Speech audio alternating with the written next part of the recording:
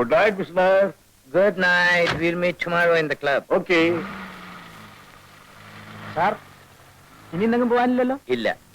എന്നാ നമ്മളെ വണ്ടി കയറ്റി വെച്ചിട്ടോട്ടെ. ഓ കണ്ടോ, എന്നും രാത്രി 1 മണി 2 മണി വരെ പാർട്ടിയും ക്ലബും ഡിന്നറും.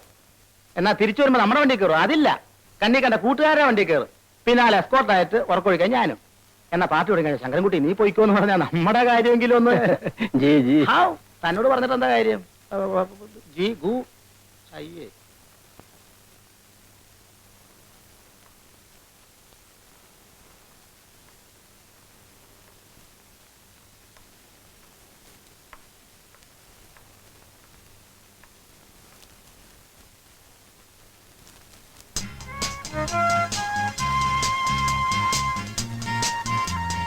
എങ്ങനെയുണ്ട്? വണ്ടർഫുൾ. ആ ഇത് മാത്രല്ല, നീ അറിവിലുണ്ട്. ഇതിനെ കൊണ്ട് അകത്താക്കിട്ട് ആ റോബർട്ടിനെ കൊണ്ടുവാ.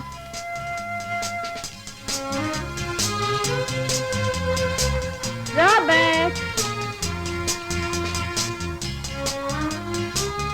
ഓസ്ട്രേലിയയിൽ നിന്ന് കൊണ്ടുവന്നതാ. Great Dane. കണ്ടാ പേടിയാവുന്നു. My life is dedicated to the dog. So, that's why I told you that Shelley is a poet of rather insensitive optimism, because when I explain to you these lines, you will also can understand the kind of reflection that is given in the lines, such as the feelings that the poet says out of it all. I do not tell that...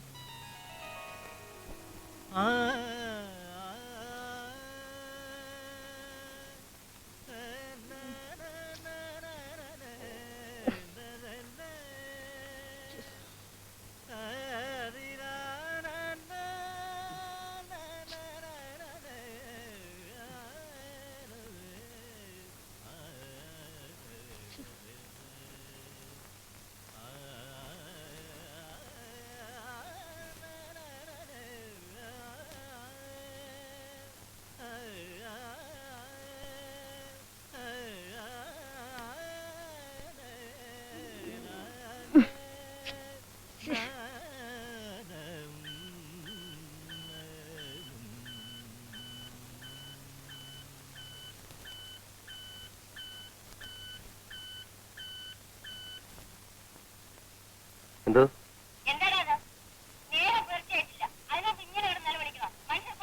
മണി 8 കഴിഞ്ഞമ്മേ. ഞാൻ രാവിലെ 5:30 മണിക്ക് ഉണർന്നാ. രാവിലെ സംഗീതം കേട്ടുണരുന്നത് ഒരു രസമല്ലേ? അമ്മ എഴുന്നേറ്റുടൻ അമ്മ ഇങ്ങനെ ദേഷ്യപ്പെടരുത്. നമ്മുടെ ദേശഭക്തൻ KK കിടാവ് വന്നിട്ടുണ്ട്. അദ്ദേഹത്തിനെ കേൾക്കാൻ ഞാൻ പാടിയതാണ്.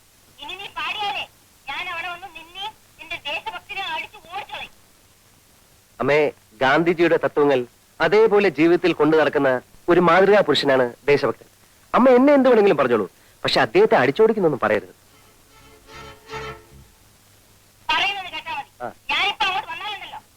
ആ ശരി. ഈ സംഗീതത്തെ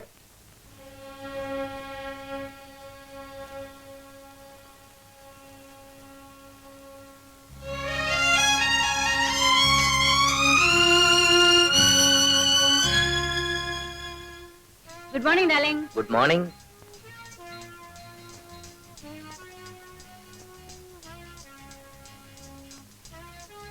Good morning, Daddy.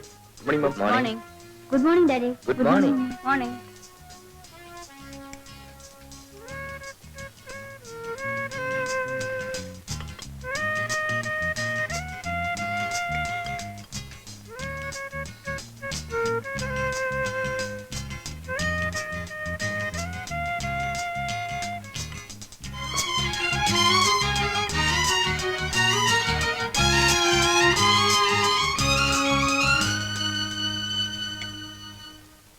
Good morning, Parada. Acha. Darling, ഇന്ന് ഉച്ചയ്ക്ക് ഞാൻ മിസ്സസ് ചെറിയാനെയും മിസ്സസ് മേനനെയും ബ്രിഡ്ജ് കളിക്കാൻ വിളിച്ചിട്ടുണ്ട്. They'll have lunch with me. Very good. ഇന്ന് നൈറ്റ് ഡിന്നർ ഞങ്ങൾക്കൊക്കെ മേരി തോമസിന്റെ വീട്ടിലാണ്. എനിക്കിന്ന് ഡിന്നർ സീലോഡില, ക്യാപ്റ്റൻ പിള്ളയുടെ വക. I see. അയാളുടെ മകൻ 9ാമത്തെ തവണ SLC പരീക്ഷ എഴുതി പാസ്സായിരിക്കുന്നു. അയാളത് സെലിബ്രേറ്റ് ചെയ്യാൻ പോകുന്നു. ആ, എന്നല്ലേ സീലോടിയും തിരിച്ചു വരുമ്പോ എന്നെ കൂടെ പിക്കപ്പ് ചെയ്യാലോ? ഓക്കെ. Thank you. മമ്മി, ഞാൻ ഡിന്നറിന് വരില്ല കേട്ടോ. I have got a program. എന്റെ ഫ്രണ്ട് ഉഷയുടെ ബർത്ത്ഡേ ആയിരുന്നു. രാത്രി ഞാൻ അവിടെ പോകും. ഓ യെസ്. ആ പ്രസന്റേഷൻ എന്തെങ്കിലും വാങ്ങിച്ചോണ്ട് പോണം. Yes mummy. പിന്നെ നിന്റെ പ്രോഗ്രാം എന്താണ്? നീ എവിടെയെങ്കിലും പോകുന്നുണ്ടോന്ന്? ഇല്ല, ഞാൻ ഇവിടെ തന്നെ ഉണ്ടാകും.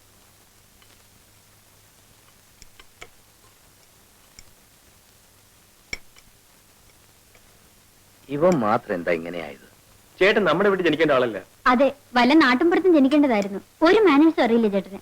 എന്റെ ഫ്രണ്ട്സ് ഒക്കെ വന്നാലും ഞാൻ ചേട്ടനെ പരിചയപ്പെടുത്താതിരിക്കുന്നത്. മൂപ്പര് ആദർശങ്ങൾ പറയാൻ തുടങ്ങും. ഒടുവിൽ നമ്മൾ ജമ്മുകയും ചെയ്യും. അതെ, ചെറുപ്പത്തിലേ ശ്രദ്ധിക്കാത്തതിന്റെ തകരാറാ. എപ്പോ നോക്കിയാലും ഈ ഹാർമോണിയം വെച്ചുള്ള പാട്ടും പിന്നെ വായനയും.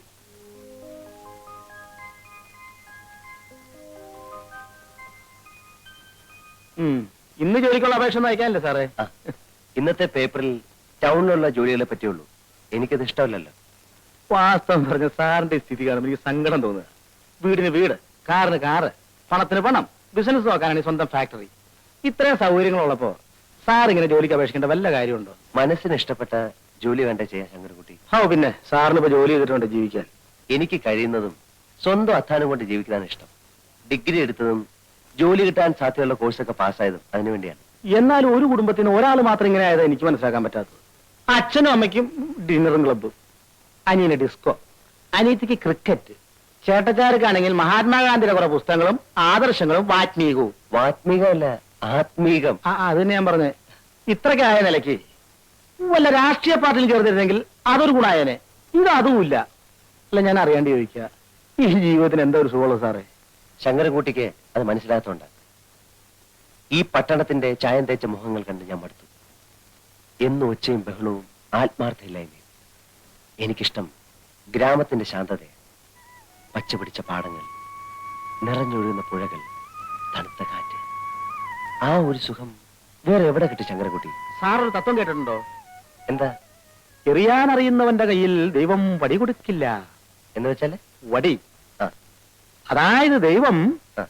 വടി എന്ന് വെച്ചാൽ ദൈവത്തിന്റെ വടി. ശങ്കരൻകുട്ടി. എന്തോ? ഞാൻ പോരാട്ടോ. എന്തോ? ഞാൻ എവിടെയായിരുന്നു? ഓഫീസ് പോകുന്ന സമയത്ത് കാറിനടുത്ത് വയ്ക്കണമെന്ന് പറഞ്ഞിട്ടില്ലേ? സാർ, ഞാനവിടെ വിനയ സാറിന്റെ അടുത്ത്. വിനയ സാറിന്റെ അടുത്ത്? സാറിന്റെ ഓരോ വേഗം വണ്ടി എടുക്ക്. സാർ.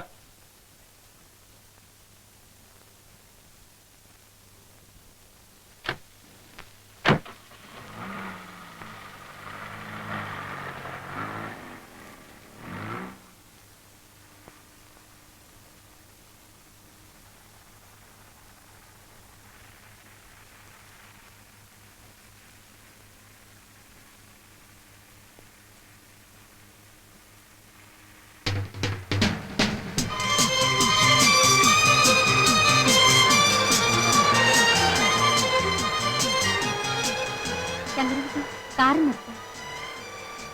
കോളേജ് ആയില്ലല്ലോ മോളെ. ഇല്ല ഡാഡി, ഒരു ഫ്രണ്ടിന്റെ വീട്ടിൽ പോകണം. ഒരു ബുക്ക് വാങ്ങിട്ട് വേണം കോളേജിൽ പോകാൻ. ഓ ശരി, വണ്ടി വിടും. ബൈ.